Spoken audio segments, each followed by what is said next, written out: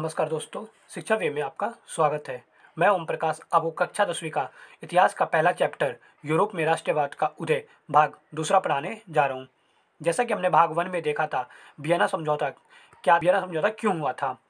अब आगे इसमें देखेंगे वियना समझौता क्या था, क्रांतिकारी कौन थे और जियोसेपी मैस्नी कौन थे, और बहुत सारी चीज़ें देखेंगे। तो बिना टाइम गवाए चलते हैं। इससे पहले जो बच्चे चैनल पर नए हैं वो चैनल को सब्सक्राइब कर ले और लाइक करें और कमेंट करें। कमेंट करेंगे तो हमें पता चलेगा कि हमारी कमियां क्या है और आपको क्या चाहिए। तो चलते हैं फिर बिना टाइम गवाए। पहला है वियना समझौता या वियना संधि क्या थी। तो जैसे कि आपको मालूम है वियना क्या है, ऑस्ट्रिया की राजधानी थी और वहाँ पे था फ्रांस की सीमाओं पर कई राज्य कायम कर दिए गए ताकि भविष्य में फ्रांस अपना विस्तार ना कर सके। जो फ्रांस था उसका एक सीमा तय कर दिया गया जिसमें फ्रांस का विस्तार ना हो पाए और कोई और देश आकर फ्रांस पर अपना अधिकार ना जमाए। दूसरा था फ्रांसीसी क्रांति के दौरान राष्ट्र हटाए गए पूर्व वंश को सत्ता में बहाल किया गया। जो फ्रांसीसी क्रांति थी, पहले रूढ़िवाद थे, उसके बाद नेपोलियन आया। नेपोलियन से लोगों ने उम्मीद की कि ये प्रजातंत्र लाएगा, लेकिन वह राजतंत्र लाया। फिर उसके बाद उसको हटाने के लिए फिर वही पुरानी रूढ़िवादी लोग आ गए, तो उनको भी बहाल कर दिया गया। कौन से वो थे? रूढ़िवादी पूर्व वंश के थे। और अगला पॉइंट है, तीसरा राजतंत्र को जारी रखा गया। अगला है हमारा, क्रांतिकारी कौन थे। तो यूरोपीय सरकार के इन सारे निर्णय के विरोध में क्रांतिकारियों ने जन्म लिया। यूरोपीय सरकार ने जब राजतंत्र चलाया तो वहाँ पे लोगों ने क्या किया, क्रांति करने लगे और देश के राष्ट्र के लिए। ठीक है, तो क्रांतिकारियों ने जन्म लिया। क्रांतिकारियों के अंदर कुछ खुफिया समाज, अब क्रांतिकारी जन्म लेंगे तो एक समाज बनाएंगे, अपनी कम्युनिटी बनाएंगे, तो खुफिया समाज का निर्माण किया जिसको गुप्त खुफिया समाज के नाम से जाने लगा, जिनका लक्ष्य था निम्न।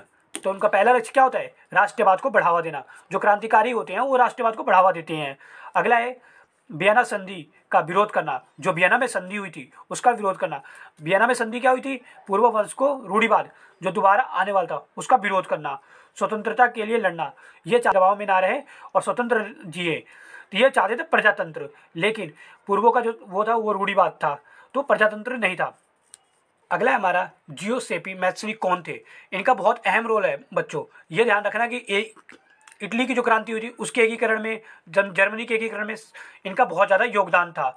तो आइए चलिए पढ़ते हैं। ये भी एक बहुत बड़े क्रांतिकारी थे। तो जियो मैस्नी एक क्रांतिकारी थे। जियो मैस्नी एक इटालियन थे, यह एक इटालियन थे। उन्होंने अंदर ही अंदर दो गुप्त संगठन बनाई। क्या बनाई? संगठन। जैसे हमने यहाँ पढ़ा था खुफिया समाज बनाते हैं, तो वैसे ही उन्होंने दो संगठन बनाई। तो पहले का नाम रखा इटली और दूसरे का था यंग यूरोप बर्न। सभी रूढ़िवादी जियो मैस्नी से डरते थे क्योंकि ये बहुत बड़े क्रांतिकारी थे, इसलिए डरते थे। जैसे अपने भारत में कौन थे? भगत सिंह, चंद्रशेखर आजाद, ये भी क्रांतिकारी थे, तो इनसे क्या अंग्रेज डरते थे? तो ऐसे ही रूढ़िवादी इनसे डरते थे क्योंकि वह इटली का एकीकरण चाहते थे। और हमारे क्या चाहते थे? हमारे जो भगत सिंह थे वो देश की आज़ादी चाहते थे, तो इसलिए अंग्रेज उनसे डरते थे। तो बिल्कुल सेम जैसे हमारे भगत सिंह बहुत ज़्यादा फेमस हैं इंडिया में, वैसे ही जियोसेपी मैस्नी बहुत ज़्यादा फेमस हैं, उनसे लोग इटली में डरते थे। तो इनका नाम बच्चों याद रखना, कौन थे ये? तो ये कौन थे? क्रांतिकारी। अब आगे चलते हैं। आगे है क्रांतिकारियों का युग। तो क्रांतिकारियों का युग कितना से कब तक था? 1830 से 1884 था। तो ये बच्चों पेपर में आ सकता है कि क्रांतिकारियों का युग कब तक था। यूनान में भी, अब जैसे अभी फ्रांस का बड़ा, अब हम आते हैं यूनान पे। यूनान में स्वतंत्रता संग्राम, यूनान में भी राजा का तंत्र था, वहाँ पे भी स्वतंत्रता चाहिए थी लोगों को क्योंकि राष्ट्रवाद की मांग बढ़ती चली गई थी। यूनान में स्वतंत्रता के लिए संघर्ष 1821 से ही आरंभ हो गया था। यूनानियों की लड़ाई में अनेक समूह ने उनकी मदद की। जो यूनान की लड़ाई हुई थी तो उसमें बहुत सारे समूहों ने मदद की थी। किसने? यूनानी। जो यूनानी वहाँ के थे वो खुद ने अपनी मदद की, पश्चिमी यूरोप ने उनकी मदद की, कलाकारों ने, वहाँ के जो कलाकार थे, हीरो थे, उन्होंने आंदोलन किया, प्रदर्शन किया, लोगों के अंदर राष्ट्रवाद की भावना जगाई। और कभी कभी कैसे मदद करते हैं? अपने गीत, कभी सम्मेलन करते हैं, अपने किताब कहानियों में लिखते हैं राष्ट्रवाद के विषय में। तो इस कारण लोगों के अंदर राष्ट्रवाद का किया और वहाँ पे स्वतंत्रता के लिए लड़ाई लड़ी। इससे पूरे यूरोप में राष्ट्रवाद का विचार बहुत ही मजबूत हो गया। युद्ध के बाद 1832 में कुस्तिनिया की संधि पेश किया गया जिसमें यूनान को एक स्वतंत्र राष्ट्र घोषित कर दिया गया। फिर यूनान को क्या कर दिया गया? एक स्वतंत्र राष्ट्र घोषित कर दिया गया। अब हम आते हैं रोमानी बात क्या है। रूहानी कल्पना और राष्ट्रीय भावना थी। क्या है? कल्पना और राष्ट्रीय भावना। जो कवि हुई हैं, इन्होंने अपनी किताबों में लिखा राष्ट्रवाद के विचार में, तो उसी से रिलेटेड है। तो राष्ट्रवाद का विकास केवल युद्ध और क्षेत्रीय विस्तार से नहीं होगा। इसके लिए हम काव्य, कला, कहानी, किस्सों और संगीत को भी मदद लेनी पड़ेगी। मैंने जैसे कि आपको पहले ही पढ़ाया था कि कवि कहानी से भी राष्ट्रवाद का भावना बढ़ती है। जैसे रूस में एक भाषा पोलिश का प्रयोग एक राष्ट्रवादी के रूप में किया गया था। रूप में जो पोलिश एक भाषा थी, उसको राष्ट्रवाद के लिए प्रयोग में लाया गया था। अगला 1830 से 1848 यूरोप की आर्थिक कठिनाइयाँ क्या थी? तो 1830 जहाँ एक तरफ क्रांति का युग था और दूसरी तरफ वहीं यूरोप में भूखमरी का आर्थिक संकटें भी आ रही थी। तो पहला देखते हैं भूखमरी की कठिनाई और जन विद्रोह। लोग विद्रोह कर रहे थे, भूख की कठिनाइयाँ बढ़ रही थी, लोग भूखे मर रहे थे। 1830 को आर्थिक कठिनाइयों का महान साल भी कहा जाता है। तो 1830 को क्या कहा जाता है? महान साल कहा जाता है आर्थिक कठिनाइयों का। कारण क्या थे इनके? जो ये कठिनाइयाँ आ रही थी, इनके कारण क्या थे? तो पहला कारण हमारा है जबरदस्त जनसंख्या में वृद्धि। बच्चों, थोड़ा दिमाग लगाने की है। अगर जनसंख्या बढ़ेगी तो लोग गाँव और से शहरों की तरफ जाएंगे। किसके लिए? काम के लिए। तो काम उनको मिलेगा नहीं, तो क्या बेरोजगारी की में वृद्धि हुई। बेरोजगारी में वृद्धि हुई, स्त्रियों में उनको काम भी नहीं मिलेगा, उनको सड़कों पे रहना पड़ेगा। ठीक है, फिर वो लोग विद्रोह करेंगे, चीज़ें फोड़ेंगे, सरकार के खिलाफ आंदोलन करेंगे। और इसी टाइम, इसी साल में वहाँ की जो फसलें थी वो भी बर्बाद हो गई। जहाँ से छोटे छोटे फैक्ट्रियों में जो सामान जाता था वो भी जाना बंद हो गया। तो फैक्ट्रियाँ भी बंद हो गई, खाने पीने की चीज़ों में कमी आ गई, जिससे वो चीज़ महंगी हो गई। तो इस कारण बेरोजगारी बढ़ी और आर्थिक संकट आ गया था। ठीक है बच्चों, जगह जगह अवरोध लगा दिए गए। अवरोध मतलब रुकावट लगा दी गई, प्रतिबंध लगा दिए गए, जिसे यूरोपीय सरकार को गणराज्य घोषित करना पड़ा। जो यूरोपीय सरकार थी वहाँ पे गणराज्य घोषित करना पड़ा। पहले यूरोपीय साम्राज्य पहले किसका वो था? ऑटोमन साम्राज्य था, जो एक राजतंत्र था। उसके बाद जब लोगों ने विद्रोह किया, तब उसके बाद गणराज्य घोषित कर दिया गया यूरोप को। आइए अब आगे पढ़ते हैं। यूरोपीय सरकार को गणतंत्र घोषित करने के बाद कौन से कानून बनाए गए? अब यूरोप की जो सरकार थी वो गणतंत्र हो गई थी, क्योंकि पहले ओटोमन साम्राज्य था। तो अब कौन से कानून, कोई भी एक नया कन्वर्ट होता है तो नए कानून, नए झंडे, ये सब बनता है। तो मैंने आपको ये सब पहले ही बता रखा है, पहले भाग में। तो देखते हैं कि यूरोप में कौन सा बना था। यूरोप में 21 साल से अधिक उम्र वाले लोगों को वोट देने का अधिकार, ये एक बदलाव किया गया। दूसरा, सभी लोगों को काम के अधिकार की गारंटी, सबको काम मिलेगा। जो वहाँ पे लोग बेरोजगार थे उनको काम मिलेगा। अगला है रोजगार उपलब्ध करवाने के लिए कारखाने उपलब्ध करवाए गए। अब रोजगार लोगों को चाहिए तो कारखाने भी चाहिए, तो लोगों को वहाँ पे लोगों के लिए कारखाने ही बनवाए गए। इन सभी काम से गरीबी और बेरोजगारी धीरे धीरे क्या हुई? यूरोप में कम हो गई। तो यूरोप में जो आर्थिक कमी आई थी तो वो धीरे धीरे कम हो गई गणतंत्र आने के बाद। अब आगे हम अगला है उदारवादियों की क्रांति। 1848 में जो उदारवादियों की क्रांति हुई, अब उसमें पढ़ते हैं। उदारवादियों के बारे में मैंने आपको पहले ही बता रखा है। अगर आपको समझना है तो वीडियो का भाग पहला देखिए और जाकर उसमें समझिए उदारवादी कौन होते हैं। अगर आप नहीं समझते तो फिर आपको समझ नहीं आएगा। अगर जो बच्चे डायरेक्ट इस वीडियो पे आ गए हैं, जो उन्होंने पहला भाग नहीं देखा, तो उस पहला भाग जरूर देखें, तभी आपको ये दूसरा भाग भी समझ आएगा। उदारवादी यूरोप के अन्य भागों में जहां अभी तक स्वतंत्र राष्ट्रीय राज्य अस्तित्व में नहीं आए थे, यूरोप के कई भाग थे जो स्वतंत्र और राष्ट्रीय नहीं हुए थे। ठीक है, तो जैसे Germany, Italy, Poland, Austria, Hungary साम्राज्य में उदारवादी मध्यम वर्गों के स्त्री और पुरुषों ने किया। जो मतलब यहाँ पे उदारवादी लोग थे, उनको किसने आज़ादी दिलाया? मध्यम वर्ग के लोग और स्त्री और पुरुषों ने आज़ादी दिलाई। संविधान की मांग की किसने? मध्यम वर्ग, स्त्री और पुरुषों ने। राष्ट्रीय क्या एकीकरण की मांग छेड़ी, इन्हीं लोगों ने राष्ट्र में एकीकरण की मांग छेड़ी। अगला है जर्मनी और इटली का निर्माण। तो अब हम पढ़ेंगे जर्मनी और इटली का निर्माण कैसे हुआ। जर्मनी बच्चों, जर्मनी और इटली जो था बहुत अलग अलग टुकड़ों में बटा हुआ था, तो उनका एकीकरण कैसे हुआ तो वो हम पढ़ने जा रहे हैं। पहले पढ़ेंगे हम जर्मनी का एकीकरण। 1848 में यूरोपीय सरकार ने बहुत कोशिश की कि वे जर्मनी का एकीकरण करें दे, परंतु वह ऐसा नहीं कर पाई। क्यों नहीं कर पाए? क्योंकि राष्ट्र निर्माण की यह उदारवादी पहल राजशाही और फौज की ताकत ने मिलकर उन्हें दबा दिया। जो वहाँ राजशाही थी, उनकी जो फौज थी वह लोगों को दबा रहे थे, इस कारण नहीं हो पा रहा था।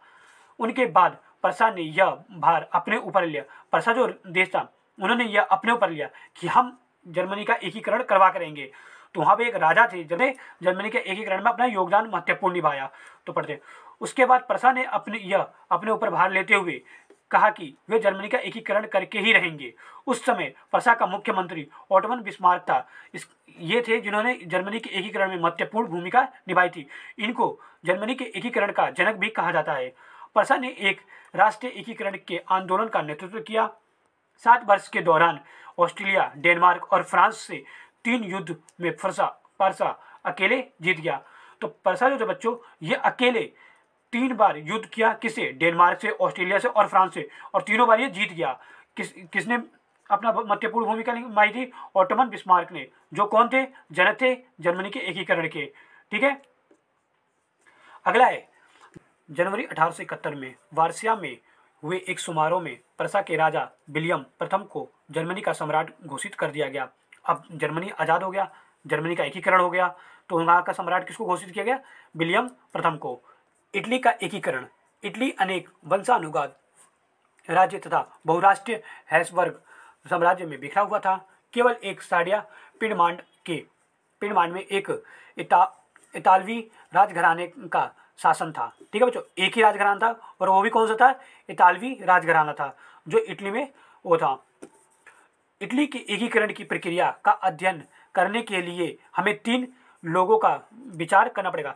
3 लोग जो मैंने आपको पहले बताया था, जेस्पी मैथ्सनी और जेस्पी गैरीबॉल्डी और काबूर। ये 3 लोगों के बारे में हमें जानना पड़ेगा। जियोसेपी मैथ्सनी कौन थे? ये रिपब्लिक पार्टी के मुख्य थे। इन्होंने ही रिपब्लिक पार्टी को बनाया था, तो इसको जनक भी कह सकते हैं। यंग इटली के संस्थापक। इनका लक्ष्य शिक्षा के साथ इटली का एकीकरण करवाना था। अब ये चाहते थे इटली का एकीकरण हो, लेकिन शिक्षा के साथ हो, वहाँ के लोग पढ़े लिखे। 1831 और 1848 में क्रांतिकारी विद्रोह की असफलता से युद्ध के जरिए इतालिया राज्यों को जोड़ने की जिम्मेदारी सार्डिया और पिडमांड के शासक विक्टर इमैनुअल द्वितीय पर आ गई थी। किस पर आ गई थी? इमैनुअल द्वितीय पर आ गई थी। अब पढ़ते हैं काबूल। काबूल कौन था? विक्टर इमैनुअल के मुख्यमंत्री। ये जो था, ये ना क्रांतिकारी था और ये ना किसी युद्ध में भाग लिया था। इसने अपनी कूटनीति और अपने बुद्धि के कारण यह एकीकरण में अपना सहयोग दिया। तो पढ़ते हैं, यह ना ही कोई क्रांतिकारी थे, ना ही जनतंत्र में विश्वास रखते थे, फिर भी इस एकीकरण में अपना सहयोग और नेतृत्व किया। अपने चतुर कूटनीति से और ऑस्ट्रिया के बीच जो युद्ध हुआ और उसमें काफ़ी उनकी जीत हुई। ठीक है, ऑस्ट्रिया के बीच में जो इनके साथ युद्ध हुआ उसमें भी इनकी जीत हुई थी। किसके कारण? इनकी चतुर कूटनीति के कारण। जियोसेपी गैरीबॉल्डी कौन थे? यह हीरो ऑफ रेड शर्ट के नाम से जाने जाते थे। ठीक है बच्चों, 1807 में वे दक्षिण इटली और सिलसिलो के राज्यों में प्रवेश कर गए। ठीक है, स्थानीय किसानों का समर्थन पाने में सफल रहे। ये मतलब जमीन से जुड़े हुए थे बच्चों। तो ये स्थानीय जो किसान थे उनके साथ राष्ट्रवाद की भावना उनके अंदर पैदा की और उनके साथ मिलकर समर्थन पाया और स्पेनिश शासक के युद्ध में इन्होंने बड़ा अपना योगदान दिया। ठीक है बच्चों, इन्हीं तीनों की वजह से इटली का एकीकरण हो गया। विक्टर इमैनुअल द्वितीय को एकीकृत इटली का राजा घोषित कर दिया गया। ठीक है बच्चों, एकीकृत इटली का राजा घोषित कर दिया गया क्योंकि वह बहुत ही दयालु थे और वे सार्डिया के राजा रह चुके थे पहले से ही। अगला है ब्रिटेन का एकीकरण। ब्रिटेन साम्राज्य में अलग अलग समाज के लोग रहते थे। ठीक है, अलग अलग विभिन्न जातियों के रहते थे। तो कौन कौन थे? अंग्रेज थे, वेल्स थे, स्कॉट थे, या इन्हें कह सकते हैं हम आयरिश कह सकते हैं। ढेर सारे समाज थे जिनमें निर्जातीय कहते थे। इनको क्या कहते थे? निर्जातीय। निर्जातीय किसको कहते हैं बच्चों? आप ध्यान से रखना और इसे नोट डाउन करते रहना अपनी कॉपी में, और समझ ना आए तो हम पीडीएफ भी डाल रहे हैं, पीडीएफ भी आप देख लेना। औद्योगिक क्रांति के बाद ब्रिटेन की आर्थिक शक्ति बहुत ज़्यादा बढ़ गई थी। औद्योगिक क्रांति जब हुई थी तो ब्रिटेन की जो आर्थिक शक्ति थी बहुत ज़्यादा बढ़ गई थी। इंग्लैंड और स्कॉटलैंड के बीच एक्ट ऑफ यूनियन से United kingdom of great Britain का गठन हुआ। इंग्लैंड और स्कॉटलैंड थे, ये जब आपस में मिले तो एक्ट ऑफ यूनियन से यूनाइटेड किंगडम बना, जिसे क्या करें? ग्रेट ऑफ ब्रिटेन कहने लगे। कुछ सालों बाद इनके अंदर आयरलैंड भी जुड़ गया। आयरलैंड भी आके इनके साथ मिल गया। तो कौन कौन से? इंग्लैंड, स्कॉटलैंड, आयरलैंड, ये तीनों जब मिले तो क्या कहने लगे लोग इन्हें? United kingdom. राष्ट्र के निर्माण के बाद अब राष्ट्र का जब निर्माण होता है तो ये चीज़ें तो मैंने आपको बहुत पहले ही बता रखी है। जब राष्ट्र का निर्माण होता है, राष्ट्रीय गान वहाँ का राष्ट्रीय गान होता है, अंग्रेजी का मुख्य भाषा बनाया गया। जब वहाँ का राष्ट्रीय गान बनाया गया, अंग्रेजी को मुख्य भाषा बनाया गया, ब्रिटेन का ध्वज बनाया गया। जो भी राज्य का नया निर्माण होता है तो वहाँ का राष्ट्रीय गान, ध्वज और वहाँ की भाषा, वहाँ का संविधान, कुछ चीज़ें जो होती है कॉमन होती है, तो ये आप हर जगह डाल सकते हो, उसमें कोई मत सोचना। अगला, राष्ट्र की दृश्य कल्पना क्या थी? रूपक, जब किसी अमूर्त विचार जैसे लालच, स्वतंत्रता, ईर्ष्या, मुक्ति को किसी व्यक्ति या किसी चीज के जरिए इंगित किया जाता है। ठीक है। 18वीं और 19वीं शताब्दी में एक रूपक का प्रयोग राष्ट्रवादी भावना के विकास और मजबूत बनाने के लिए किया गया। मतलब आपने अपने किताब में देखा होगा, एक औरत एक हाथ में तलवार लेते हुए खड़ी है, जिसके सर पर एक बबूल का वृक्ष का पत्ते हैं। तो उसमें क्या दिखाया गया है? उसमें आज़ादी दिखाई गई है। टूटू ही जंजीर है, उसमें क्या दिखाई गई है? उसमें हम आज़ाद हो गए, हम किसी के बंधन में नहीं है। तो ये लालच दिखाई गई किसके? अमूर्त, एक मूर्त बना के, एक चित्र बना के लोगों को लालच दिखाया गया इसमें कि देखो आज़ादी है, हमें आज़ादी मिल चुकी है। ठीक है बच्चों। राष्ट्रीयवाद और साम्राज्यवाद, हमने राष्ट्रीयवाद तो पढ़ लिया, अब हम पढ़ते हैं साम्राज्यवाद। राष्ट्रीयवाद के बाद क्या है? साम्राज्यवाद में कैसे बदला हुआ। 19वीं शताब्दी तक जो राष्ट्रवाद की भावना थी अब वह साम्राज्यवाद में बदल गई। जो लोगों के अंदर राष्ट्रवाद की भावना थी वो साम्राज्यवाद में बदल गई। अब साम्राज्यवाद क्या होता है? जब कोई देश अपने देश की शक्ति को बढ़ाता है, आर्मी और अन्य संसाधन का प्रयोग करता है, तो उसे साम्राज्यवाद कहते हैं। इसको नोट डाउन कर लेना, आपके पेपर में बहुत ज़्यादा इंपॉर्टेंट है। 1871 के बाद यूरोप में गंभीर राष्ट्रवादी तनाव का स्रोत बाल्कन क्षेत्र था। जो यूरोप में बाल्कन क्षेत्र था, वहाँ पर 1871 में गंभीर राष्ट्रवादी तनाव पैदा होने लगे। और बाल्कन क्षेत्र जो था, वहाँ पर अलग अलग जाति के लोग रहते थे, अलग अलग धर्म के लोग रहते थे। ठीक है। इन्होंने आधुनिक जो बाल्कन क्षेत्र है, तो इस टाइम उनका नाम है रोमानिया, बिगुलिया, अवेलिया, यूनान, क्रेसिया, ये सब देश है जिनमें इनका अभी नाम ये है। पहले इन सबका मिला के एक नाम हुआ करता था, बाल्कन क्षेत्र कहा जाता था। ठीक है। बाल्कन क्षेत्र में रोमानिया राष्ट्रवाद के विचार, जो बाल्कन क्षेत्र में रोमानिया था उसमें राष्ट्रवाद का विचार फैले और ऑटोमन साम्राज्य का विघटन हो गया। जो ऑटोमन साम्राज्य था उसका क्या हो गया? विघटन हो गया। राष्ट्रवाद का जब विचार फैला तो उस समय जितने भी बड़े शक्ति जैसे जर्मन, ब्रिटेन, रूस अपनी शक्तियों को बढ़ाना चाहते थे। अब जितनी भी उस टाइम शक्तियाँ थी, देश थे, वो अपनी शक्तियाँ बढ़ाना चाहते थे। ठीक है बच्चों। बाल्कन क्षेत्र को अपने अपने अंदर शामिल करना चाहते थे। बाल्कन क्षेत्र जो था, अब इधर से ऑस्ट्रेलिया, इधर से जर्मनी, इधर से ब्रिटेन, इधर से रूस। अब ये सोचते हैं कि बाल्कन क्षेत्र तो अब आज़ाद हो रहे हैं, यहाँ के लोग तो बाल्कन क्षेत्र को अपने अपने में शामिल करना चाहते थे। ठीक है। इसके लिए अनेक युद्ध हुए। अब जाहिर सी बात है, युद्ध तो होना बनता है। अगर तुम किसी और के देश में जाओगे तो वो युद्ध करेगा ही, आपको ऐसी थोड़ी नहीं दे देगा अपना राज्य। ठीक है। जिसका नतीजा ये हुआ ना, कुछ भी नहीं निकला, उसका नतीजा कुछ भी नहीं निकला और प्रथम विश्व युद्ध हो गया। इसके कारण प्रथम विश्व युद्ध हो गया। ठीक है। जिससे राष्ट्रवाद की भावना पूरे विश्व में फैल गई। आपका पहला चैप्टर यूरोप में राष्ट्रवाद का उदय। अगली हम वीडियो में पढ़ने वाले हैं हिस्ट्री का पार्ट 2। ठीक है, हमारा यहीं खत्म होता है। अगले अब चैप्टर में अगला पढ़ेंगे जो हिस्ट्री का होगा। ठीक है। तो ये भाग था हमारा दूसरा। जिन बच्चों ने लाइक नहीं किया वो लाइक करें और जो नए हैं वो सब्सक्राइब करें और कमेंट जरूर कीजिएगा बच्चों। धन्यवाद।